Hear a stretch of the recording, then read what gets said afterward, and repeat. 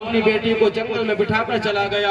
حضرات محترم اس نے جو ہے وہ سوچنے لگا کہ اس کی اب بیماری سے میں تنگ آ گیا ہوں، بہت علاج کرایا، اب مجھے سے اس کی تکلیف دیکھی نہیں جاتی ہے۔ حضرات محترم اس کی تکلیف مجھ سے اب دیکھی نہیں جاتی ہے، ایسا کرتا ہوں کہ کچھ زہر خرید لیتا ہوں اور اس کو زہر دے دوں گا، روز روز کی تکلیف سے ایک بار اس کا کام ختم ہو جائے گا، اس کی تکلیف میں برداشت کر لوں گا۔ حضرات محترم جو ہے وہ زہر لے لیا اور زہر لینے کے بعد میں جیسے ہی اس نے کھانے کا ارادہ کیا وہ سوچنے لگا اب میری بیٹی ہے، اس کو اپنے ہاتھوں سے زہر کیسے دوں گا، صبح ہونے دو، ہو سکتا ہے کوئی جنگلی جانور اس کو کھا جائے۔ حضرات محترم وہ جو صبح کا انتظار کرنے لگا، اس کی بیٹی اس کے باپ کا انتظار کر رہی تھی اور حضرات محترم صبح ہو گئی۔ اس پیڑ کے نیچے جس میں پرندے نے جس پیڑ کے نیچے اس نے اپنا شال یا اپنا رومال بچھایا تھا، اس پیڑ کے اوپر جو ہے وہ دو پرندے بیٹھے تھے جنہیں ہم اور آپ اپنی زبان میں کبوتر کہتے ہیں۔ حضرات محترم کبوتر اس پیڑ کے اوپر بیٹھے تھے، شبنم کا زمانہ تھا اور ہر پرندے کی عادت ہوتی ہے جب وہ اڑتا ہے، جب وہ پرندہ اڑتا ہے تو پہلے اپنے پروں کو ہلاتا ہے۔ حضرات محترم وہ جو ہے صبح ہو گئی اور صبح ہونے کے بعد میں اپنی بیٹی کے پاس کو وہ جانے لگا۔ حضرات محترم کیا دیکھتا ہے، دو پرندے اس کے اوپر بیٹھے ہوئے ہیں، اس پیڑ کے اوپر بیٹھے ہوئے ہیں اور جیسے ہی وہ اڑنے کا ارادہ کرتے ہیں ان پرندوں کے اوپر، ان کبوتروں کے اوپر اوس جم چکی تھی، پانی جم چکا تھا۔ حضرات محترم جیسے ہی ان پرندوں نے اپنے پروں کو ہلایا، ان پرندوں کے قطروں سے، ان پرندوں کے پروں سے جو قطرے گرے اس کی بیٹی کے اوپر گرے اور اس کی بیٹی کے بال جمائے اور ایک پرندے کا قطرہ گرا تو اس کی بینائی واپس آ گئی اور وہ صحیح و سالم ہو گئی۔ اس کا باپ جب آیا اپنے باپ کے گلے سے لگ گئی، اس کا باپ تعجب میں پڑ گیا، اے بیٹی میں نے بڑے بڑے طبیبوں سے تیرا علاج کرایا تھا لیکن تیرا علاج کہیں نہیں ہوا تھا، اے بیٹی تو یہ بتا تیرا یہ علاج کیسے ہو گیا ہے، تیرے سر پر بال کیسے آ گئے ہیں، تیری آنکھوں کی بینائی کیسے واپس آ گئی ہے۔ حضرات محترم اس کی بیٹی کہنے لگی بابا جان انہیں پیڑ پہ جو پرندے بیٹھے ہوئے ہیں، ان پیڑ پہ جو پرندے بیٹھے ہوئے ہیں، یہ جو کبوتر بیٹھے ہوئے ہیں، ان کے اوپر سے جو شبنم کے قطرے گرے ہیں انہوں نے میرے بیماری کو شفا یاب بنا دیا ہے، میں ان کے قطروں سے صحیح ہو گئی ہوں۔ حضرات محترم وہ یہودی ہاتھ جوڑ کر ان پرندوں کے آگے جھک گیا اور کہنے لگا تو ہمارا معبود ہے، تو ہمارا معبود ہے، تم ہمارے خدا ہو۔ حضرات محترم ان پرندوں کو اللہ تبارک و تعالیٰ نے قوت گویائی عطا فرمائی۔ وہ کبوتر کہنے لگے کہ ہم پرندے ہیں، ہم خدا نہیں ہیں، وہ یہود کرایا ہے لیکن میری بیٹی کا کہیں علاج نہیں ہوا ہے۔ حضرات محترم پرندوں سے وہ یہودی کہنے لگا پھر تمہارے پروں میں یہ شفا کیسے آئی؟ وہ یہودی سے پرندے کہنے لگے سننا چاہتے ہو تو سنو، ایک دن میں اپنے بچوں کو کھانا کھلا رہا تھا، 3 دن کے بھوکے پیاسے تھے میرے بچے، 3 دن کے بھوکے پیاسے تھے میرے بچے، میں اپنے بچوں کو کھانا کھلا رہا تھا، چکا دے رہا تھا، ان کو پانی پلا رہا تھا، اتنے میں کسی نے مجھ سے آ کر کہا، ایک پرندہ آیا اور اس پرندے نے مجھ سے آ کر کہا ارے تو یہاں اپنے بچوں کو کھانا کھلا رہا ہے، یہاں تو اپنے بچوں کو پانی پلا رہا ہے۔ وہاں کربلا کے میدان میں امام حسین رضی اللہ تبارک و تعالیٰ عنہ اور ان کے جانشین اکرام نے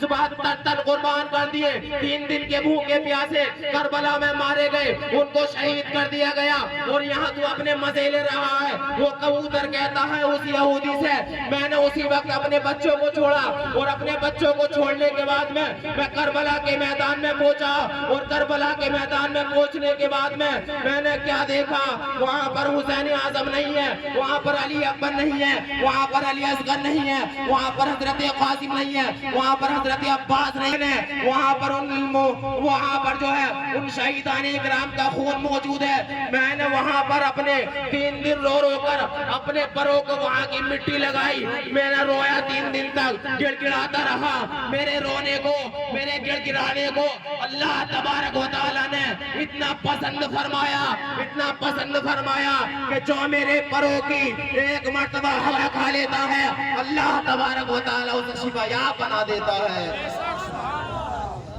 جو ایک مرتبہ میرے پروں کی ہوا کھا لیتا ہے اللہ تبارک و تعالیٰ اسے شفا یاب بنا دیتا ہے۔ حضرات محترم علی اکبر رضی اللہ تبارک و تعالیٰ عنہ کی شہادت بڑی دردناک شہادت ہے۔ حضرت علی اصغر رضی اللہ تعالیٰ عنہ کی شہادت بڑی دردناک شہادت ہے۔ حضرت علی اصغر رضی اللہ تبارک و تعالیٰ عنہ کی شہادت حضرات محترم 6 ماہ کی عمر تھی، 6 ماہ کی عمر تھی حضرت علی اصغر رضی اللہ تعالیٰ عنہ کی۔ 3 دن ہو گئے پانی نہیں دیا ظالموں نے۔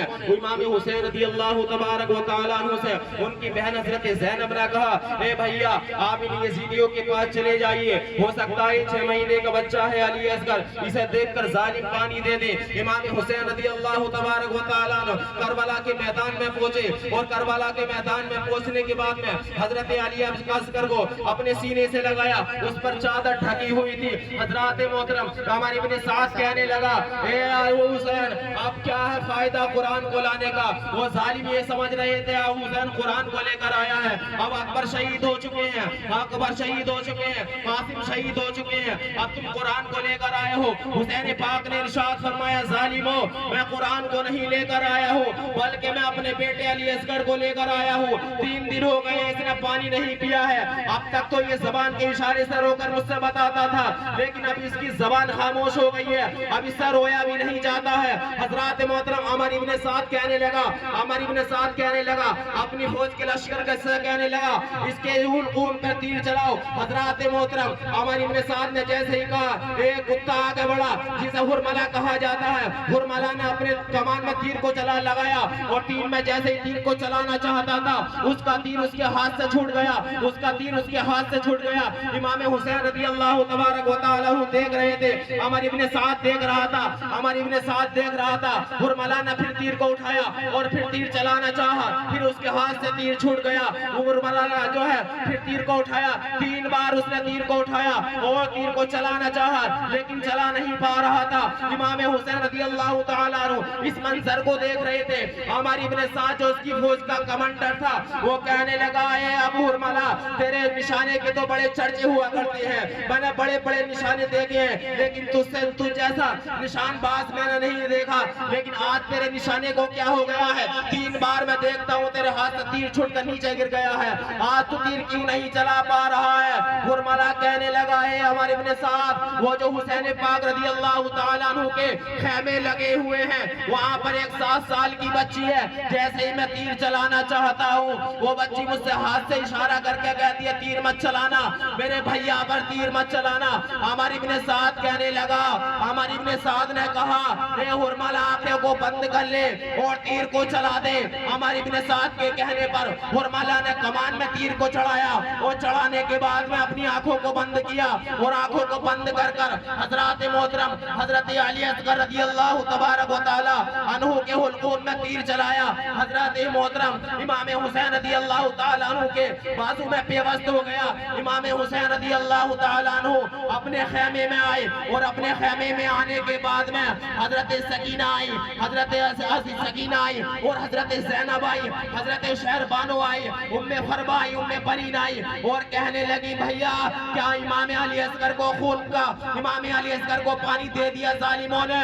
امام حسین رضی اللہ تعالیٰ عنہ نے ارشاد فرمایا پانی کے بدلے ان ظالموں نے میرے بچے کے اوپر تیر کو چلا دیا ہے۔ حضرات محترم باندیاں رونے لگی، عورتیں رونے لگی۔ امام حسین رضی اللہ تعالیٰ عنہ نے ارشاد فرمایا تمہیں رونے کی ضرورت نہیں ہے، ابھی تمہیں بہت لمبا سفر کرنا ہے، تمہیں مدینہ شریف پہنچنا ہے اور مدینہ شریف پہنچنے کے بعد میں تمہیں فاطمہ الزہرا رضی اللہ تبارک و تعالی عنہا کی غیرت کو بچانا ہے اور مجھے یہاں رہ کر کے مصطفیٰ جان رحمت صلی اللہ تعالی علیہ وسلم کی شریعت کو بچانا ہے، مجھے یہاں رہ کر مصطفیٰ جان رحمت صلی اللہ تعالی علیہ وسلم کی شریعت کو بچانا ہے۔ حضرت علی اصغر رضی اللہ تبارک و تعالی عنہ کی 6 ماہ کی عمر تھی اور ان کے حلقوم پر ظالموں نے تیر چلایا۔ روایت میں آتا ہے کہ تیر 3 طرح کے ہوتے ہیں۔ ایک تیر تو وہ ہوتا ہے جو پرندوں کے لیے بنایا جاتا ہے اور ایک تیر وہ ہوتا ہے جو درمیانی جانوروں کے لیے بنایا جاتا ہے اور ایک تیر وہ ہوتا ہے جو بڑے جانور کے لیے بنایا جاتا ہے جیسے ہرن اور نیل گائے وغیرہ۔ جو علی اصغر رضی اللہ تعالیٰ عنہ کے حلقوم میں تیر چلایا تھا حرملہ نے، وہ بڑے جانور کر دیا تھا۔ اللہ اکبر۔ آپ اندازہ فرمائیں کیا گزری ہوگی امام حسین رضی اللہ تعالیٰ عنہ پر۔ 56 سال 5 مہینے 5 دن کی عمر تھی امام حسین رضی اللہ تعالیٰ عنہ کی۔ 56 سال کی عمر میں آدمی کا، انسان کا جو ہے آرام کرنے کا ٹائم ہوتا ہے، اور امام حسین رضی اللہ تعالیٰ عنہ کو صبح سے شام تک وہ لاشیں اٹھاتے رہے، اور اس میں انہوں نے اپنا سب کچھ قربان کر دیا، مگر مصطفیٰ جان رحمت صلی اللہ تعالیٰ علیہ وسلم کی شریعت کو بچا دیا۔ ہم سب کو چاہیے کہ ہم حسین پاک رضی اللہ تعالیٰ عنہ سے محبت کریں اور ان کے طور طریقے پر چلیں۔ اللہ تبارک و تعالی ہم سب کو حسین پاک سے محبت کرنے کی توفیق عطا فرمائے۔ آمین۔ وآخر دعوانا الحمدللہ رب العالمین۔